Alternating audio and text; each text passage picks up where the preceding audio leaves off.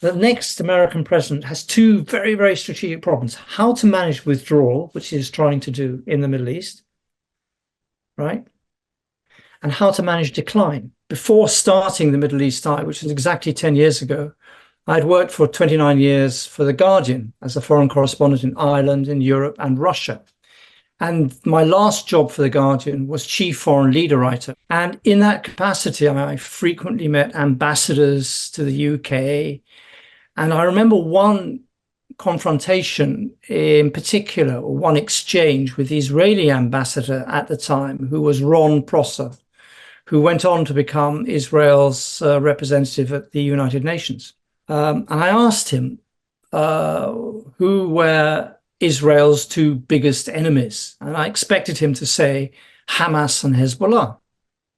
What he actually said, and he wasn't joking at all, he looked at me and said, our two biggest enemies are the BBC and The Guardian. And I took what he said seriously. I didn't regard that as a joke. I regarded that as a threat. And I left The Guardian 2 years later, in 2013. The actions of, let's say, just America, but also France, Germany, and particularly Britain, have always been self-defeating in the Middle East. Their policy, all the governments of the West advocate a two-state solution, i.e. the creation of a Palestinian state in the sort of 22% of Palestine that is left in the West Bank and in Gaza. But they are supporting a government in Israel that has absolutely vowed not to do that. In fact, they recently passed a law in the Knesset in which the entire Knesset, or most of the Knesset there, voted in favor of this motion, including Benny Gantz, i.e. the so-called liberal opposition.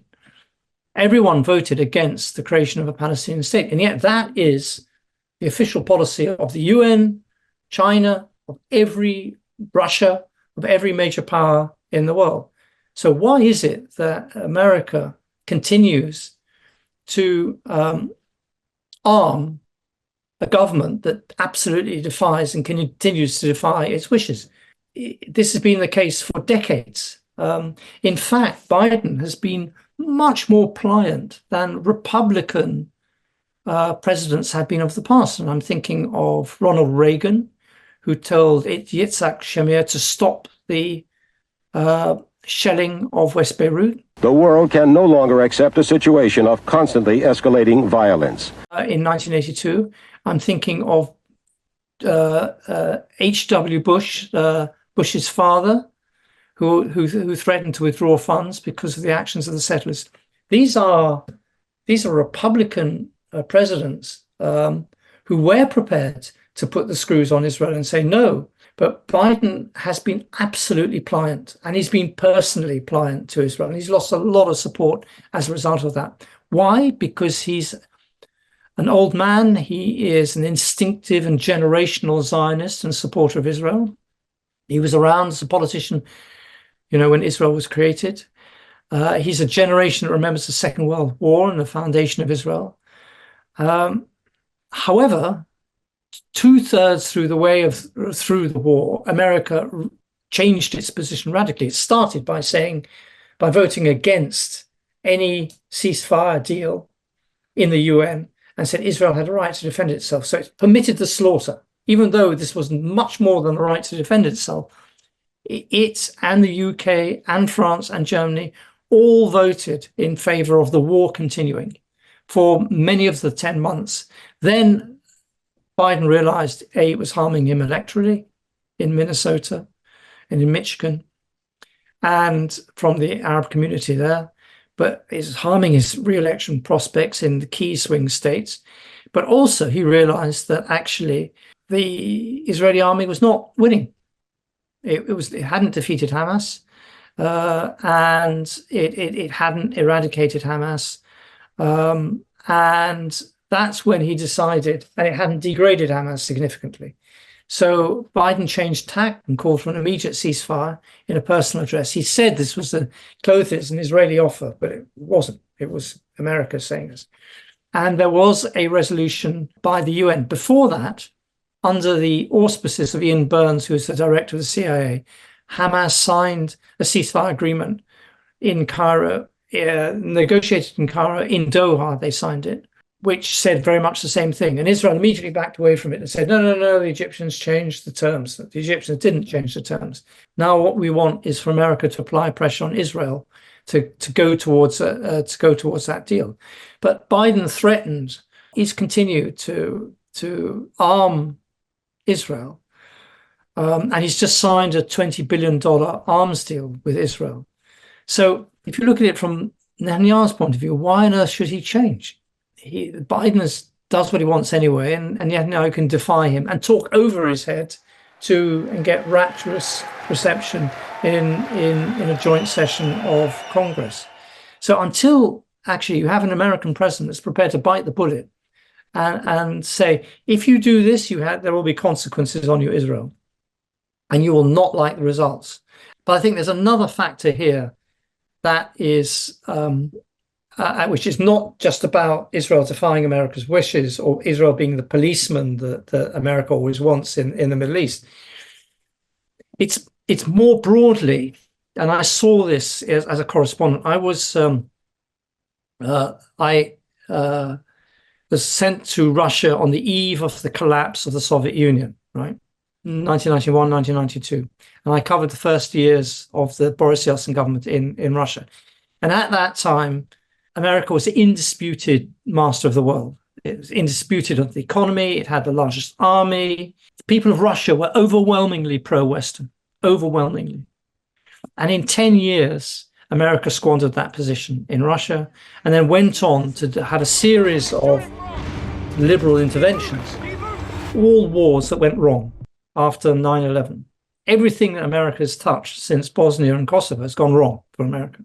So if you compare the position of America when I first went to Moscow in 1991, 1992, to the situation it's now in, it is literally light and dark. And it's thrown away this opportunity to create a new world order that was free of domination, that was based on equality and based on treaties. And it could have had a treaty with Russia about Europe, and particularly Ukraine, that I know very well. It could have had a treaty with China. It could have had, NATO needn't have expanded eastwards, right? There are other ways of projecting power.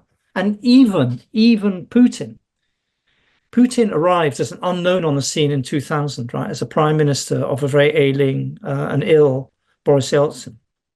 He was pro-American when he started. He went on yachting trips with the two Bushes, father and son. It took 7 years for the penny to drop that his alliance with America was not an equal alliance. It was about American domination. And America was ideologically incapable of seeing things from a non-American point of view. And that is the problem. So you've got two problems in America, right? The next American president has two very, very strategic problems. How to manage withdrawal, which he is trying to do in the Middle East, right? And how to manage decline. And that is, for empires, an incredibly difficult thing to do because its whole military-industrial complex is built on war. Its industry is built on that. Its diplomacy is built on coercion.